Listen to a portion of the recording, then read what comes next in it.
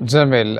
ابراهيم، بما انك في قطر، شفت استاذك وحبيب قلبك كاريني ولا ما شفته؟ التقيته ولا ما التقيته؟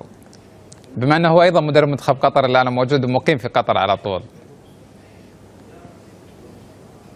اي طبعا قابلت المدرب كاريني، طبعا قابلته مرتين بالصدفه يعني، بس كانت يعني صدفه حلوه.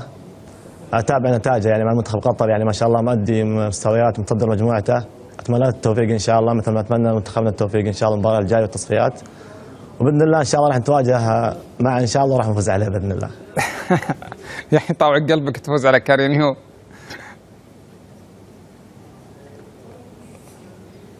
والله هو اذا جت علي طاوع قلبي ما يطاوعني قلبي انه زعل، لكن اذا جت على الوطن وتمثيل المنتخب باذن الله راح نغلبه. اكيد المنتخب اهم من كارينيو وبلد كارينيو ايضا كله.